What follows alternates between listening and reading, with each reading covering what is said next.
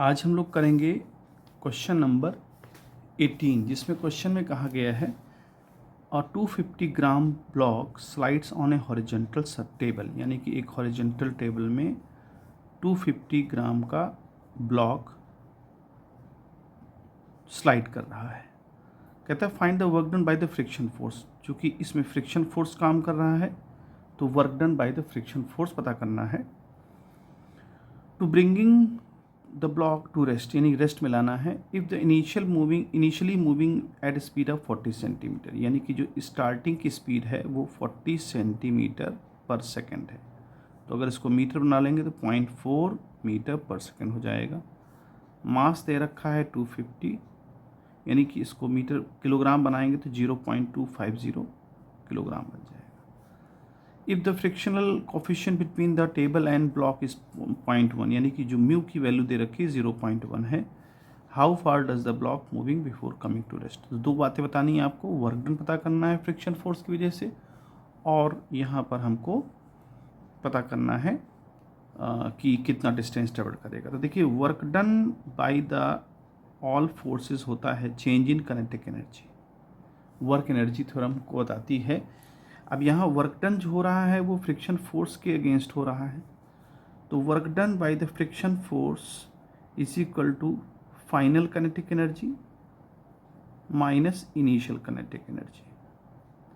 अब फाइनली वो रेस्ट में आती है तो ये वैल्यू 0 हो जाएगी। यहाँ -1/2 0.250 और स्पीड जो है हमारी 0.4 है।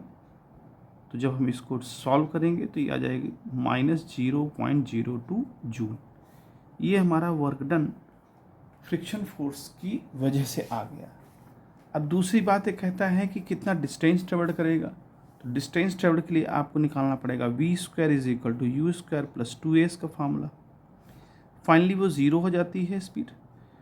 u की वैल्यू गिवन है 0.4, और चूँकि रिटार्डेशन लग रहा है एक प्रकार से, तो एक्सेलरेशन जो है रिटार्डेशन हो जाएगा, तो यहाँ माइनस साइन आ जाएगा। ए की वैल्यू होती है म्यू इंटू जी, ए होता है म्यू इंटू जी। तो म्यू की वैल्यू 0.1 गिवन है और जी की वैल्यू 9.8 इंटू एस। अब यहाँ से एस फाइंड आउट करना है, तो एस की वैल्यू निकालने के लिए 0.4 इंटू 0.4 डिवाइड बाई 2 इंटू 0.1 और 9.8। डेसिमल के दोनों वैल्यूज़ ख़त्म हो जाएंगी। 4 4 जा 16, 2 इंटू 98, 2 से कैंसिल आउट कर देंगे, 2 8 जा, यहाँ से 2 से फिर 2 4 जा और 2 4 जा, यानी 4/49 हो जाएगा।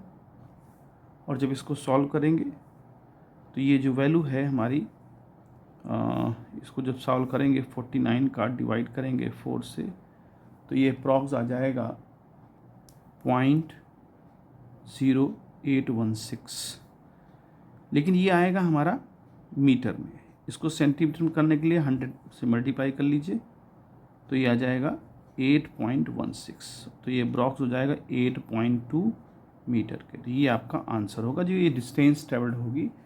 तो इस तरह से इस क्वेश्चन को करेंगे।